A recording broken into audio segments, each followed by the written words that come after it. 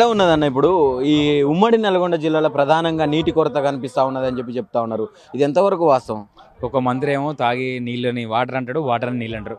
ఇంకో మంత్రి ఎక్కడ ఉండో మనకు తెలియదు. వాస్తవంగా స్వయంగా ఉమ్మడి జిల్లా ఉన్నప్పుడు నల్గొండ జిల్లా, సూర్యాపేట జిల్లా, యాదాద్రి జిల్లా జగదీశన నాయకత్వం ప్రత్యేకంగా ప్రతి రైతుకి నీరు అందింది. ప్రతి రైతుకి వాస్తవంగా ఆసియా ఖండంలోనే రెండో స్థానం మిర్యాలగూడలో ప్రైస్ మిల్ ఉన్నది.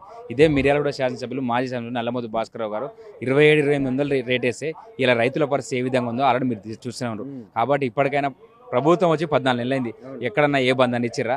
ఇక్కడ ఇద్దరు పెద్ద పెద్ద మంత్రులు, ఒక ఆయన తాగి ఏం మాట్లాడో తెలియదు, ఇంకో ఆయన ఎక్కడ ఉంటాడో తెలియదు. ఇక్కడ ఉన్న ప్రధాన సమస్య వాటర్ సమస్య ఉంది. రైతులు చాలా ఘోరంగా ఉంది. ఇంకోటి 6 గ్యారెంటీలు అని చెప్పారు.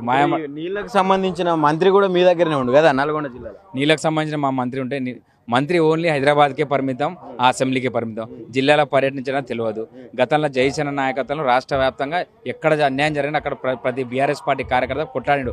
ఇక్కడ ఉన్న మంత్రులున్నా ఏముండదు, వాళ్ళ సలహాలు ఏడ కబ్జాలు చేద్దాం, ఏడ ల్యాండ్ చేద్దాం, అయ్యే వాళ్ళ పని. ఇంకోటి 3 ఫీట్లో ఉన్న ముఖ్యమంత్రి ఉండి రేవంత్ రెడ్డి వాడు 6 గ్యారెంటీలు అని చెప్పిండు. నాలాంటి యువతకు ఎన్నో ఉద్యోగాలని చెప్పిండు.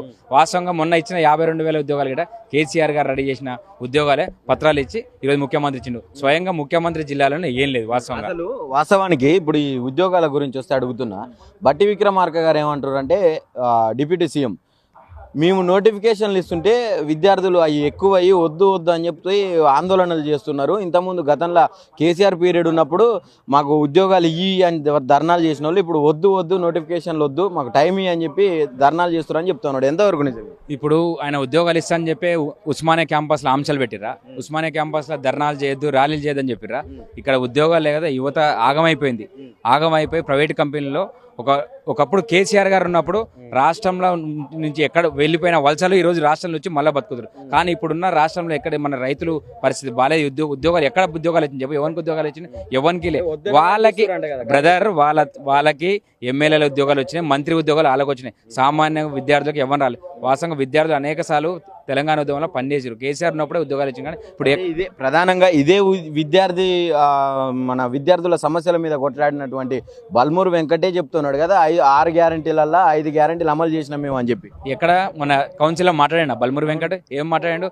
వాళ్ళకున్న తీర్మార్ మళ్ళీ సస్పెండ్ చేశారు, వీడు ఎక్కువ తక్కువ చేస్తున్నాను. అది పరిస్థితి. బల్మూరి వెంకట్ ఓన్లీ కబ్జాలు, ల్యాండ్ సెటిల్మెంట్లు నాలాంటి విద్యార్థులు ఎంతో మంది వాడుకొని ఈరోజు ఆయన ఎమ్మెల్సీ ఎట్లా వచ్చింది? రేవంత్ రెడ్డిని బెదిరించిండు కాబట్టి ఎమ్మెల్సీ వచ్చింది. ఎట్లా వచ్చింది ఎమ్మెల్సీ? అనిల్ కుమార్ యాదవ్కి ఎంపీ ఇచ్చిండు. వాడు ఎక్కడన్నా విద్యార్థి సమస్య గురించి మాట్లాడా? కేయూలో ఉస్మాన్లో ఏమైనా మాట్లాడా? ఎక్కడ లేదు. ఓన్లీ కేవలం వాళ్ళకే ఉద్యోగాలు వచ్చినాయి. కాంగ్రెస్ పార్టీ వచ్చింది, 400 దొంగ హామీలు ఇచ్చి వాళ్ళకి ఉద్యోగాలకు వచ్చినాయి. కానీ సామాన్యునికి ఎక్కడ ఉద్యోగాలు కాదుగా ఏం రావు.